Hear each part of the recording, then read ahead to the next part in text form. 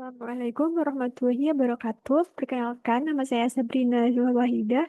Di sini saya akan menjelaskan di mata kuliah Sistem Operasi Jaringan dan Konfigurasi Server. Baik, yang pertama adalah FTP dan proses yang terjadi pada FTP. Jadi yang pertama, apa itu FTP? Jadi FTP adalah kepanjangan dari File Transfer Protocol, adalah jaringan berbasis TCP atau IP yang digunakan untuk melakukan proses upload dan juga download file di antara dua komputer melalui jaringan seperti jaringan internet. FTP bekerja berdasarkan model client server. Kemudian proses yang terjadi pada FTP yang pertama yaitu inisialisasi koneksi. Jadi di client FTP akan menghubungi server FTP melalui alamat FTP, biasanya dengan format seperti FTP slash tip 2 ftp.example.com dengan protokol TCP dan juga port 21. Jadi FTP ini default portnya adalah 21 dan juga dengan metode client server. Jadi yang pertama adalah inisialisasi koneksi dari klien menghubungi ke server terlebih dahulu dengan format yang telah ditentukan oleh server. Kemudian selanjutnya yaitu autentikasi pengguna. Jadi di FTP ini mendukung dua jenis mode akses. Itu yang pertama anonymous login dan juga authenticate login. Yang pertama, authenticate login yaitu pengguna itu dapat masuk dengan akun anonymous dan memberikan alamat email sebagai kata sandi. Ini biasanya digunakan dan cocok untuk file public. Kemudian untuk authenticate login, ini tentu saja pengguna harus memiliki akun dan juga kata sandi untuk masuk yang ini telah ditentukan dan juga akses file ini dibatasi sesuai hak akses yang diberikan oleh server. Kemudian proses yang ketiga yaitu negosiasi direktori kerja atau home directory. Jadi setelah pengguna itu berhasil login, biasanya server FTP ini akan mengarahkan pengguna ke direktori home khusus FTP yang telah dikonfigurasi. Jadi bukan diarahkan ke uh, folder root atau folder yang utama karena ini nanti juga akan berpengaruh pada keamanan dan juga dari pengguna itu dan juga dari server FTP-nya itu sendiri serta server yang terhubung ke dalamnya. Jadi untuk home directory-nya itu ditentukan khusus tidak menggunakan root. Kemudian untuk transfer file setelah terkoneksi, pengguna itu bisa mengunduh file dari server, kemudian mengunggah file dari server atau proses download dan juga upload, serta menghapus, mengganti nama, atau memindahkan jika diizinkan dari servernya. Kemudian setelah proses dari transfer file dan juga kebutuhan di transfer filenya ini selesai, maka selanjutnya adalah terminasi koneksi atau koneksinya itu diputuskan setelah seluruh prosesnya selesai. Nah, di sini juga ada gambaran untuk gambaran dari FTP client dan juga FTP server. Jadi, dari FTP client ini kemudian terhubung melalui internet untuk terhubung ke FTP server. Nah, di sini dari FTP client ini untuk koneksi yang pertama yaitu control connection. Jadi, dari FTP client ke FTP server ini disebutnya control connection, sedangkan dari FTP server menuju ke FTP client adalah data connection karena dari sini akan memberikan akses data untuk FTP client bisa mengakses atau melakukan proses di FTP server. Selanjutnya yang nomor dua adalah perbedaan antara web server dan juga Apache web server. Jadi sebelumnya apa itu web server dan apa itu Apache web server? Jadi web server adalah program atau aplikasi yang berjalan di sebuah komputer atau server yang tugas utamanya adalah menyediakan halaman web kepada pengguna atau klien melalui internet. Jadi web server ini ada sebagai server yang tujuannya itu memberikan atau menyediakan halaman web yang bisa diakses melalui internet. Dan web server ini akan bisa untuk menerima permintaan request dari browser pengguna, kemudian lalu mengirimkan kembali file yang di-request itu bisa dalam berbagai bentuk seperti HTML, teks, gambar, video, ataupun suara, dan juga file yang dibutuhkan. Kemudian web server ini terdiri dari banyak jenis dan juga fitur, ada yang gratis dan juga ada yang berbayar. Nah, salah satu contoh dari web server adalah Apache Web Server. Apache Web Server adalah salah satu jenis web server yang paling populer dan juga berbasis open source serta stabil dan cepat. Jadi kalau berbasis open source ini, kode sumbernya terbuka dan juga banyak komunitas online yang bisa membantu. Nah, karena itu Apache itu digunakan di lebih dari 60% server web saat modul dibuat dan juga jadi banyak komunitas dan juga bantuan online. Kemudian Apache ini bisa dijalankan di berbagai sistem operasi termasuk Linux atau Unix dan juga tersedia juga untuk Windows dan Apache ini kebanyakan sudah menjadi default web bagi untuk instalasi seperti Linux, Ubuntu dan juga lainnya. Jadi secara umum itu web server ini adalah server yang bertujuan untuk menyediakan halaman web. Kemudian, salah satu jenis dari web server adalah Apache Web Server. Jadi, web server ini bisa terdiri dari banyak. Selain Apache itu, contohnya juga ada Nginx. Jadi, tapi Apache Web Server ini merupakan salah satu penerapan dari web server. Jadi, untuk Apache Web Server ini pasti merupakan web server, tapi web server itu tidak selalu Apache. Jadi, ada banyak contoh dari web server tidak hanya Apache, misal juga ada Nginx seperti yang saya sebutkan tadi. Di sini juga ada tabel perbedaan web server dan Apache agar lebih jelas. Jadi untuk yang web server ini merupakan program umum untuk melayani halaman web, sedangkan Apache adalah salah satu jenis dari web server. Kemudian web server ini kategorinya umum, jadi general. Sedangkan Apache ini spesifik ke salah satu aplikasi, eh, ke salah satu sebagai salah satu aplikasi penyedia web server. Kemudian protokol yang digunakan itu sama-sama HTTP atau Hypertext Transfer Protocol. Kemudian untuk platformnya itu untuk web server bergantung pada jenis web server. Jadi kan ada berbagai jenis web server. Ada yang berbayar, ada yang gratis, dan untuk platformnya itu menyesuaikan.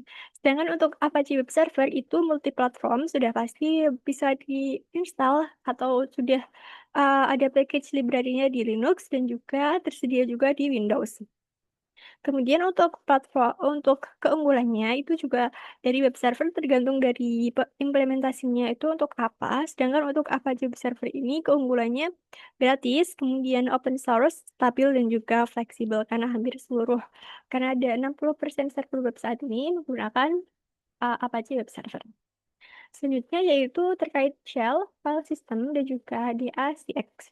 Yang pertama, shell adalah sebuah program di sistem operasi Linux atau Unix yang menyediakan antarmuka berbasis teks. Jadi, segalanya diinputkan berbasis teks antara pengguna dan sistem. Fungsinya untuk menjalankan perintah yang diketikkan oleh pengguna lalu menampilkan hasilnya di layar. Atau shell-nya itu juga merupakan salah satu implementasi dari CLI atau dari command line interface. Jadi, bukan berbasis GUI yang ada tampilan interface-nya. Jadi di sini kita bisa langsung memasukkan prompt dan juga bisa menuliskan apa yang kita inginkan dan kepada di dalam antarmukanya dan nanti akan langsung keluar outputnya. Shell yang paling umum digunakan di Linux adalah Bash atau Bourne Again Shell yang biasanya terletak di bin Bash atau ada juga untuk yang defaultnya itu bin/sh. Nah, shell ini digunakan dalam terminal atau konsol. Dan ini contohnya bisa banyak, contohnya seperti command ls atau list, kemudian cd, Jeng Directory atau MacDir yang kepanjangannya adalah dari Mac Directory. Nah, di sini ada contoh dari shell yang saya ambil dari Linux Ubuntu. Di sini MacDir test shell, artinya buat folder test shell. Kemudian setelah itu cd, kita masuk ke folder yang baru dibuat. Terus kemudian kita sudah berada di folder test shell tersebut, kemudian dibuat untuk touch test.txt. Ini artinya kita membuat satu file baru bernama test.txt. Kemudian untuk ls ini nanti juga akan list tampilannya ada di bawahnya. Kemudian file system. File system adalah cara sistem operasi dalam menyimpan dan mengatur file di dalam komputer. File system di Linux adalah struktur penyimpanan yang berisi file penting, file system dan juga termasuk log pengguna. Di Linux, sistem file juga mencakup beberapa file penting yang dapat menyimpan informasi tentang pengguna. Seperti berikut adalah tabel beberapa file system yang penting. Yang pertama ada /etc/password. Jadi di sini menyimpan nama pengguna dan juga info. Jadi kalau di Linux itu kan ada banyak pengguna, kemudian ada nomor UID, QID. Nah, itu semua bisa dilihat di etc password. Kemudian ada etc/shadow di sini untuk menyimpan kekerasan di pengguna yang terenkripsi. Jadi bisa dicek juga di file tersebut. Kemudian ada etc group ini menyimpan informasi grup pengguna. Jadi tadi ada UID, GID. Kalau GID itu grup ID. Kemudian ada /etc aliases ini untuk menyimpan nama alias untuk email. etc source ini menentukan siapa yang punya akses super admin, super user atau admin yang bisa menjalankan perintah apapun atau tanpa menggunakan sudo itu bisa dilakukan. Kemudian untuk var log with empty ini menyimpan log login dan juga logout. Kemudian untuk var run UTMP ini menyimpan siapa saja yang sedang login saat ini. Dan juga untuk var /log/btmp ini menyimpan log kegagalan login. Selanjutnya ada DICX yang kepanjangan dari Disability Action Commit for X. Jadi DICX adalah singkatan dari Disability Action Commit for X, yaitu komit aksi untuk aksesibilitas sistem X Windows yang merupakan sistem antarmuka grafis di banyak komputer workstation. Tujuan di ASIAC ini adalah membuat solusi aksesibilitas bagi pengguna komputer terutama yang memiliki disabilitas, khususnya untuk lingkungan berbasis X Windows System. Latar belakangnya sendiri adalah karena sistem X Windows telah mencapai standar untuk tampilan grafis di banyak workstation. DICX ini dibentuk oleh Trust Center pada tahun 1992 dengan melibatkan peneliti, pengguna, dan juga perusahaan teknologi.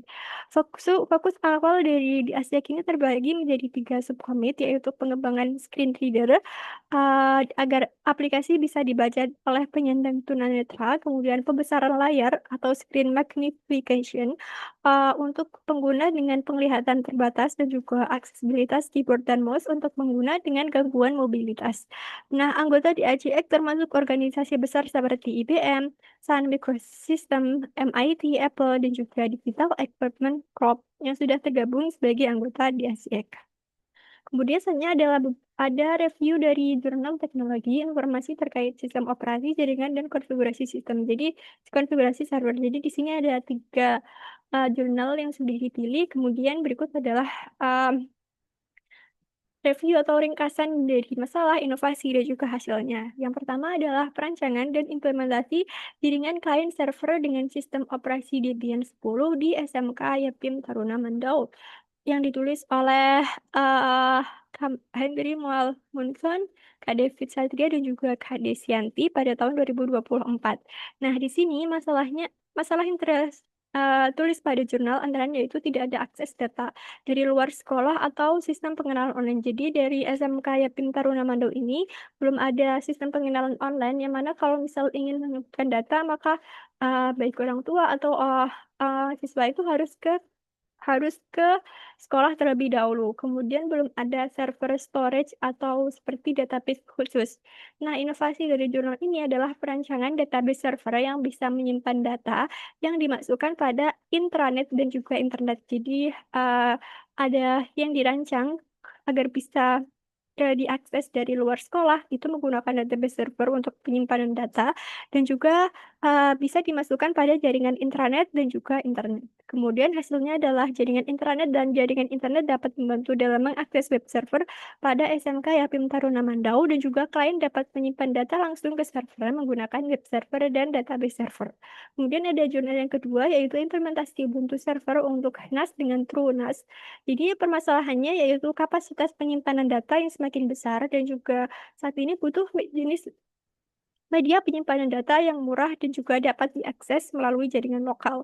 Nah, oleh karena itu, inovasinya yaitu pembangunan dan penerapan NAS menggunakan TrueNAS di atas Ubuntu Linux. Hasilnya yaitu penguraian pentingnya server NAS atau Network Attached Storage dalam dunia IT bagi perusahaan dan individu yang membutuhkan. Kemudian Linux Ubuntu dapat diintegrasikan dengan NAS dengan salah satu solusi NAS seperti TrueNAS untuk memberikan kinerja terbaik. Dan di jurnal ini juga memberikan panduan langkah demi langkah untuk menggunakan TrueNAS dalam konteks Linux Ubuntu, mulai dari instalasi hingga konfigurasi yang kompleks. Kemudian ada desain implementasi monitoring server dengan Zabbix 4.0. Jadi permasalahannya yaitu sulit untuk monitoring server secara real time dan juga terkadang server itu terlambat dalam mendeteksi masalah untuk terkait load ke menuju server. Kemudian kesulitan dalam deteksi gangguan di sistem. Jadi, karena ada permasalahan monitoring tersebut, inovasinya yaitu pembuatan sistem monitoring sumber daya atau resource server secara real time dan implementasi menggunakan ZBIC 4.0 di Pusat Pendayagunaan Informatika dan Kawasan Strategi Nuklir atau PPI KSN dan juga Badan Tenaga Nuklir Nasional. Jadi, inovasinya ini langsung diterapkan di pusat PPI KSN dan juga Batan ya, sangat menarik. Kemudian hasil atau manfaatnya yaitu hasil yang didapat adalah sistem monitoring penggunaan sumber daya server dapat ditampilkan pada sebuah dashboard secara real time dan dapat diakses melalui intranet oleh administrator. Jadi sudah terbentuk sistem monitoring, kemudian bisa diakses melalui jaringan intranet atau untuk khusus untuk perusahaan tersebut dan juga dapat diakses oleh administrator sehingga administrator ini bisa mendapatkan informasi meliputi besaran kuota, hard disk, CPU, penggunaan memori, lalu lintas paket data yang melalui Ethernet dan juga jika terjadi um, hal yang atau terjadi lonjakan pada server yang dimonitoring nanti akan ada alert server ke email. Baik, sekian presentasi dari saya. Kurang lebihnya mohon maaf. Wassalamualaikum warahmatullahi wabarakatuh.